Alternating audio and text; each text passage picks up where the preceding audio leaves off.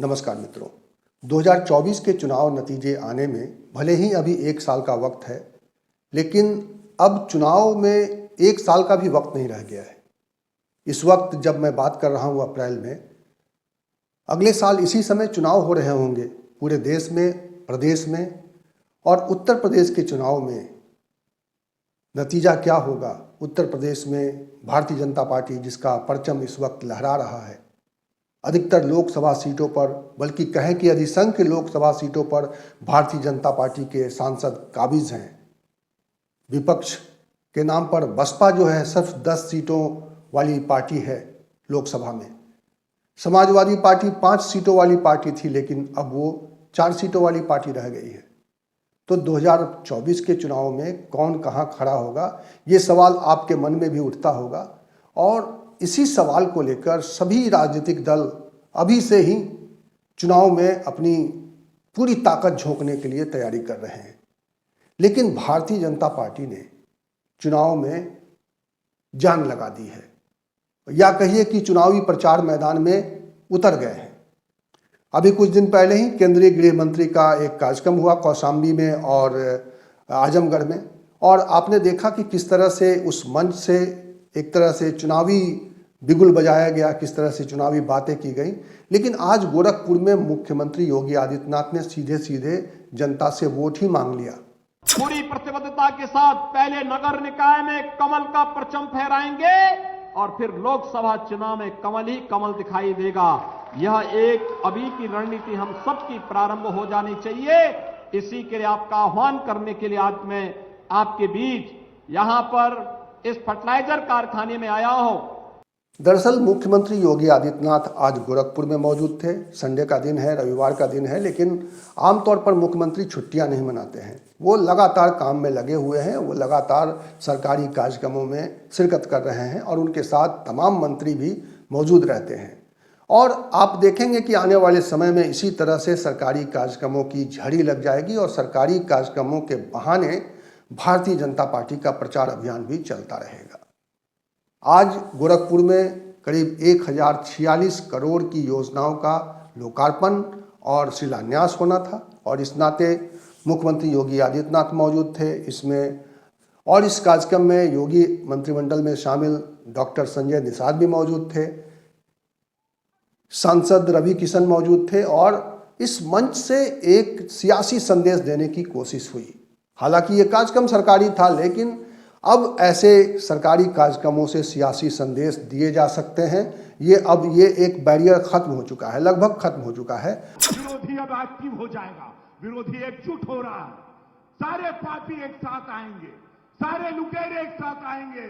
24 का चुनाव का पारे बाद आप लोगों का फर्ज है, ये लोकार्पण पत्थर देख के रोज मत चल जाइए। अपन गांव देहात में जोन सड़क बनाता, जोन काम होता, कर फोटो खींचा फेसबुक पे डालो, फोटो खींचो इंस्टाग्राम पे डालो, रील्स बनाओ, ट्विटर पे डालो।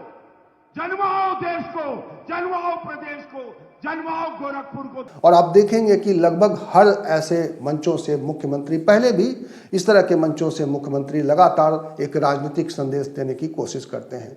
वो जब भी इस तरह के मंच पर अपनी बात रखते हैं लोगों के बीच में, तब वो न केवल अपनी जो उपलब्धियां हैं, अपने सरकार की जो कामयाबी है उसके बारे में बात करते हैं, बल्कि 2017 के पहले कैसा उत्तर प्रदेश था ये बात करना, ये चर्चा करना वो भूलते नहीं हैं।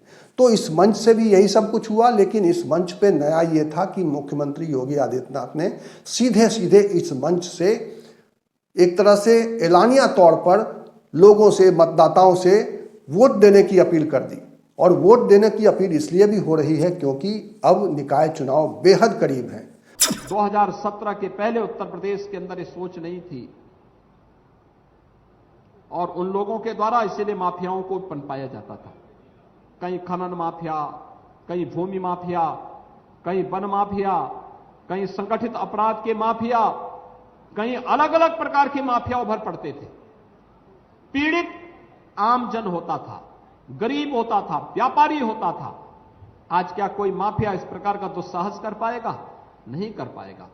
और इसलिए भाइयों बहनों, हम सब आपको यही मैं आगाह करने के लिए आया हूं। निकाय चुनाव को लेकर कुछ औपचारिकताएं बाकी रह गई हैं। हालांकि इसको रोकने के लिए और इसमें आरक्षण में फिर गड़बड़ी हुई है, इसको लेकर एक और मामला कोर्ट में गया है, लेकिन उसके बारे में 10 तारीख को सुनवाई है। 10 तारीख को हो सकता है कि वो उनका आवेदन स्वीकार न किया जाए, क्योंकि इस तरह के ही मामले में इसकी सब कुछ सुनवाई होके और एक तरह से चुनाव की प्रक्रिया आगे बढ़ चुकी है। और अब देखना है कि ये इसका ऐलान कब होता है, और कभी भी इसका ऐलान तो अब कभी भी हो सकता है। तो एक तरफ निकाय चुनाव आने वाले हैं, पंचायत चुनाव आने वाले हैं, और इन चुनावों में अब ये भी होने लगा है कि इन चुनावों में जो लोकसभा चुनाव के 1 साल पहले चुनाव हो रहे हैं, उसके जो नतीजे हैं वो सभी पार्टियों के लिए एक प्रमाण पत्र के तौर पे रहेगा कि उसकी ज़मीन पर कितनी ताकत है। इसीलिए सभी दल, जो भी दल 2024 के चुनाव में अपनी किस्मत आजमाना चाहते हैं, वो निश्चित रूप से इस निकाय चुनाव में अपनी ताकत आजमाएंगे, इस निकाय चुनाव में अपना पूरा जोर लगाएंगे। और सभी जानते हैं कि निकाय चुनाव में किस तरह से सत्ताधारी पार्टी का एक तरह से वर्चस्व होता है, उसकी पूरी ताकत उसके पास होती है। तो उस ताकत का दुरुपयोग की बात भी विपक्ष उठाता रहा है, लेकिन ये सच्चाई है कि इस तरह के निकाय चुनाव में बहुत कुछ सरकार पर निर्भर करता है, और वो होता भी है। अब देखना यह है कि इसका नतीजा किस तरह का रहता है, और निश्चित रूप से इस नतीजे को बेहतर बनाने के लिए भारतीय जनता पार्टी भी प्रयास कर रही है, समाजवादी पार्टी भी अपने हिसाब से इसमें दम लगाएगी, और बाकी दल भी इसको लेकर सक्रिय हैं, सतर्क हैं। और देखना यह है कि किसके पास किस तरह के नंबर्स आते हैं। तो नगरीय चुनाव पर, निकाय चुनाव पर सबकी नज़र रहेगी, और निकाय चुनाव में भारतीय जनता पार्टी अच्छे नंबरों से पास होना चाहती है। और ये चिंता मुख्यमंत्री योगी आदित्यनाथ को इसलिए भी है क्योंकि उत्तर प्रदेश का चुनावी नतीजा निश्चित रूप से योगी आदित्यनाथ की ताकत का एक पैमाना साबित होगा, उनकी ताकत का एक थर्मामीटर साबित होगा। क्योंकि 2019 के चुनाव में जिस तरीके से योगी आदित्यनाथ ने एक तरह से जो संयुक्त विपक्ष की चुनौतियां थी, समाजवादी पार्टी और बसपा के एक साथ होने के बावजूद जिस तरह के बेहतर नतीजे दिए थे, तो उसी तरह का नतीजा निश्चित रूप से योगी आदित्यनाथ इस चुनाव में भी लाना चाहेंगे। और इसके लिए वो अभी से जोर लगा रहे हैं। उनके समर्थक, उनके जानने वाले, उनके तमाम कार्यकर्ता और उनके शुभचिंतक सब इसमें अपना जोर लगा रहे हैं। लेकिन सवाल यहाँ पर यह है कि सत्ताधारी पार्टी पूरी तरह से आश्वस्त है कि उसने जो विकास का काम किया है अपने हिसाब से, उनके अपने हिसाब से जो भी विकास के काम हुए हैं, उसके आधार पर वो चाहते हैं कि उनका वोट उनको मिले, और इसीलिए वो अपनी योजनाओं को गिनाते हैं। और अब ये आपके ऊपर निर्भर है कि आपके जो मुद्दे हैं वो कैसे चुनावी मुद्दा बन जाए। ये आपके ऊपर निर्भर करेगा, ये जनता के ऊपर निर्भर करेगा। क्योंकि जब मैं कोई वीडियो बनाता हूं, तो जब मैं अपनी बातें रखता हूं, जब मैं शिक्षकों के सवाल उठाता हूं, जब मैं जो संविदा कर्मी हैं उनके सवाल उठाता हूं, जब मैं शिक्षा मित्रों का सवाल उठाता हूं, जब मैं अनुदेशकों का सवाल उठाता हूं, तो सभी लोग कहते हैं कि योगी सरकार या भाजपा सरकार जब तक सत्ता में रहेगी उनकी बात नहीं मानी जाएगी। लेकिन जो नतीजे आते हैं उसमें साफ तौर पर दिखाई देता है कि उनका वश नहीं चल पा रहा है। 2022 के चुनाव में भी देखा गया था कि विपक्षी पार्टी ने बाकायदा उनके मुद्दों को अपना मुद्दा बनाया था। उनके वोट तो बढ़ गए, लेकिन चुनाव में आखिरकार वो जीत नहीं पाए। तो इस लिहाज से 2024 का चुनाव ये भी तय करेगा कि आपके मुद्दे कितने गंभीर हैं और आप उन मुद्दों को लेकर आप कितने गंभीर हैं। क्योंकि इसी से पता चलेगा कि आप की संख्या कितनी है, और आप संख्या बल के आधार पर, क्या मुद्दों के आधार पर वोट करते हैं, या फिर जो माहौल रहता है, जिस समय सियासी माहौल रहता है, जो चुनावी माहौल रहता है, उसमें सारे मुद्दे भटक जाते हैं। तो ये भी एक बात है।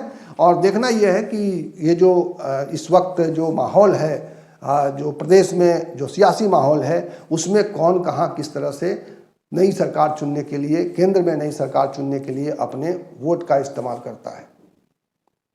इस वीडियो को समाप्त करने से पहले मैं चाहूँगा कि योगी आदित्यनाथ ने इस मौके पर जो कहा है, इस कार्यक्रम में उन्होंने जो कुछ भी कहा है, उसको मैं, उसके कुछ प्रमुख हिस्से मैं आपके लिए रख रहा हूँ, और उसे आप सुनेंगे तो आप समझ पाएंगे कि भारतीय जनता पार्टी किस तरह से, किन मुद्दों पर लोगों का ध्यान आकर्षित कर रही है, किन मुद्दों पर वो चाहती है कि उत्तर प्रदेश की जनता उनको वोट करे, दोबारा उनको सत्ता में लाए, दोबारा उनको केंद्र में मजबूत करे। तो ये आपको तय करना है कि ये मुद्दे कितने ज़मीनी हैं, ये मुद्दे कितने ज़रूरी हैं आपके लिए, ये सरकार के लिए तो ज़रूरी है, ये सरकार की अपनी जो है उपलब्धि उसे मानती है सरकार, लेकिन आप इसे सरकार की कितनी बड़ी उपलब्धि मानते हैं? अगर ये बताना चाहते हैं तो आप कमेंट बॉक्स में आकर अपनी बात रखिए। और जाते जाते मैं अनुरोध करूंगा कि ये वीडियो आखिर तक देखिएगा, ताकि आप योगी आदित्यनाथ की वो सारी बातें सुन सकें जिसके आधार पर वो चाहते हैं कि लोग, उत्तर प्रदेश के लोग, भारतीय जनता पार्टी का हाथ एक बार फिर से मजबूत करें। आज तो हम 20 लाख नौजवानों को अब तक टैबलेट और स्मार्टफोन दे चुके हैं और ये संख्या हम 2 करोड़ तक पहुंचाने जा रहे हैं। 2 करोड़ नौजवानों को टैबलेट और स्मार्टफोन तकनीकी दृष्टि से सक्षम बनाने के लिए सरकार करने जा रही है। हर तबके के लोगों के लिए कुछ न कुछ नया कार्य। आज आपने देखा होगा यहां पर प्रधानमंत्री आवास योजना की लाभार्थी भी प्रधानमंत्री आवास प्राप्त की। मैंने उनसे पूछा, मैंने कहा कोई पैसा तो नहीं मांगा? कहा नहीं साहब, पैसा मेरे खाते में आ गया था। शहरी क्षेत्र में 2.5 लाख रुपए सरकार दे रही है, ग्रामीण क्षेत्र में 1,20,000 रुपए सीधे मकान बनाने के लिए, 12 से 15,000 रुपए शौचालय बनाने के लिए, 90 दिन की मजदूरी, ये सभी मिलाकर के लगभग 1.5 लाख रुपए हर एक परिवार को उपलब्ध हो ही जाते हैं। भाइयों बहनों, विकास की योजना के प्रति सरकार की सकारात्मक सोच का परिणाम है आज गोरखपुर विकास चारों ओर तेजी के साथ बढ़ता हुआ दिखाई दे रहा है। एक नए गोरखपुर का दर्शन आप कर रहे हैं। जिस गोरखपुर में पहले बिजली नहीं होती थी, आज चलिए आप सड़कों पे निकलेंगे तो आपकी भी इच्छा होगी कि रवि किशन की तरह आप भी फिल्मों में शूटिंग करते हुए दिखाई देंगे। आज आप देख रहे होंगे गोरखपुर की सड़क उस लायक तो हो गई है, रामगढ़ ताल तो उस लायक हो ही गया है कि फिल्मों की शूटिंग हो, और वो करा रहे हैं। ढेर सारी फिल्मों का शूटिंग करवा रहे हैं, और केवल भोजपुरी ही नहीं, अब तो हिंदी के अलावा तमाम अन्य भाषाओं की भी फिल्में आकर के यहां गोरखपुर में शूटिंग हो रही है। ये चीजें दिखाती थी, ये संभावनाएं पहले भी थी, लेकिन पहले इच्छा शक्ति का अभाव था। पहले बिजली नहीं मिलती थी, आज बिजली भी है। और पहले उद्योग बंद कराए जाते थे, आज जिस कैंपस में आप इस सभा कर रहे हैं ना, यही फर्टिलाइजर कारखाना 1990 में बंद हो गया था। आज इस फर्टिलाइजर कारखाने में आप देख रहे होंगे, यानी फुल क्षमता से भी अधिक क्षमता से फर्टिलाइजर कारखाना काम कर रहा है। भाइयों बहनों, अब फर्टिलाइजर कारखाने यहां पे नहीं है, यहां पर सैनिक स्कूल का भी निर्माण हो रहा है। भारत नेपाल सीमा की सुरक्षा के लिए एसएसबी भी यहां पर तैनात है। उनका एक महत्वपूर्ण स्टेशन गोरखपुर फर्टिलाइजर कारखाना भी है। यहां पर चिकित्सालय भी है। यहां पर तमाम अन्य सुविधाओं का लाभ लोगों को उपलब्ध करवाने का कार्य हो रहा है, और फर्टिलाइजर कारपोरेशन के द्वारा ही चिलवा ताल के सुंदरीकरण के साथ साथ, जैसे उधर रामगढ़ ताल का सुंदरीकरण हुआ है, ऐसे चिलवा ताल के सुंदरीकरण की पर्यटन विकास की योजना को आज फर्टिलाइजर कारपोरेशन उसे आगे बढ़ा रहा है, HURL उसे आगे बढ़ाने का कार्य कर रहा है। भाइयों बहनों, विकास के लिए सोच चाहिए, और उस सकारात्मक सोच के साथ हम सबको आगे बढ़ने की आवश्यकता है। आज जो 1046 करोड़ रुपए की परियोजनाएं हैं, इसमें स्टेडियम, मिनी स्टेडियम भी है, इसमें सड़कें भी हैं, इसमें पुल भी है, इसमें फ्लाईओवर भी है, इसमें शैक्षणिक संस्थान भी है, इसमें हॉस्पिटल भी है, और यह तो लगातार चलने वाली एक प्रक्रिया भी। इससे भी बड़ी बड़ी परियोजनाएं आ रही हैं, कुछ शहर की हैं, कुछ बांसगांव की हैं, कुछ खजनी की हैं, कुछ पिपराइच की हैं, कुछ कैंपियरगंज की हैं। अलग अलग क्षेत्रों की अलग अलग प्रकार की परियोजनाएं, हर तबके के लिए योजनाएं। अच्छा इंफ्रास्ट्रक्चर हमारे राह को आसान करता है, जीवन को आसान करता है। ईज ऑफ लिविंग के लक्ष्य को प्राप्त करने में वह मदद करता है। लगातार जीवन को आसान बनाना, समय का बचत करना, जितना समय हम चलने में लगाते हैं उतना समय व्यक्ति श्रम करने में लगाएगा, कहीं मेहनत करने में, किसी अन्य कार्य करने में लगाएगा, कोई कार्य नहीं तो अपने परिवार के साथ व्यतीत कर लेगा। लेकिन भाइयों बहनों, 2017 के पहले उत्तर प्रदेश के अंदर ये सोच नहीं थी और उन लोगों के द्वारा इसीलिए माफियाओं को पनपाया जाता था।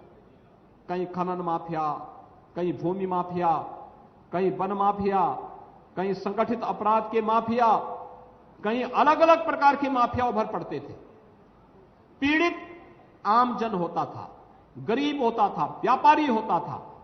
आज क्या कोई माफिया इस प्रकार का दुस्साहस कर पाएगा? नहीं कर पाएगा। और इसलिए भाइयों बहनों, हम सब आपको यही मैं आगाह करने के लिए आया हूं। विकास की जिस सकारात्मक सोच को आज प्रधानमंत्री मोदी जी के नेतृत्व में पूरे देश के अंदर संचार हुआ है, उस सकारात्मक सोच को हर एक तबके तक पहुंचाने की आवश्यकता है। बिना भेदभाव के हर तबके को उन योजनाओं का लाभ देने की आवश्यकता है और उन्हीं योजनाओं के साथ जोड़ने के लिए एक बार फिर मैं आपके पास आया हूं। ये योजनाएं आसानी से आप तक इसलिए पहुंच रही है क्योंकि भारतीय जनता पार्टी हर एक स्तर पर कार्य कर रही है। ग्राम पंचायत में भी, क्षेत्र पंचायत में भी, जिला पंचायत में भी, विधानसभा में भी गोरखपुर ने पहली बार 9 की 9 विधानसभा की सीटें भारतीय जनता पार्टी की झोली में डाली हैं। यह दिखाता है गोरखपुर विकास चाहता है। यह विकास की सकारात्मक सोच हम सबको विकास के प्रति हमारी प्रतिबद्धता का प्रदर्शन करने का एक माध्यम देता है। और इसीलिए मैं कहने के लिए आया हूं, अगर 9 की 9 विधानसभा की सीट, 3 लोकसभा की सीट भारतीय जनता पार्टी की झोली में आती है तो नगर निगम के साथ साथ सभी नगर पंचायत और नगर पालिकाएं भी भारतीय जनता पार्टी की झोली की ओर आए, इसकी एक बेहतर रणनीति अभी से तैयार हो जानी चाहिए।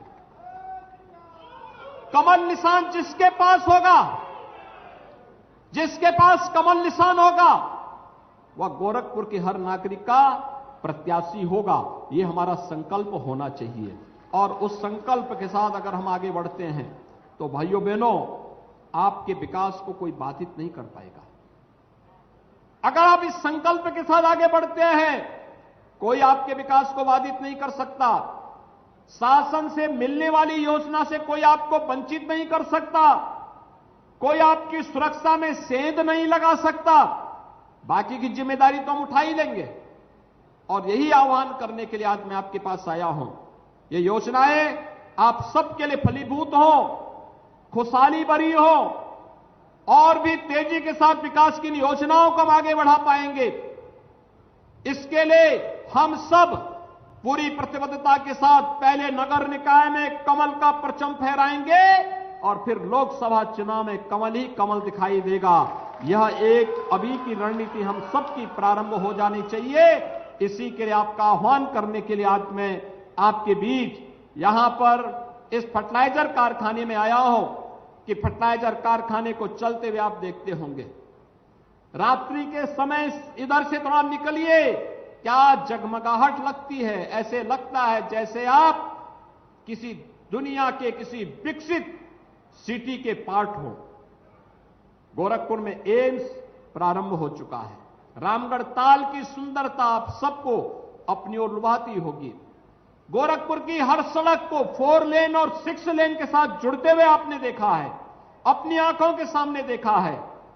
गोरखपुर के बीआरडी मेडिकल कॉलेज को आज स्वास्थ्य सेवा के बेहतरीन केंद्र के रूप में उभरते हुए भी आपने देखा है।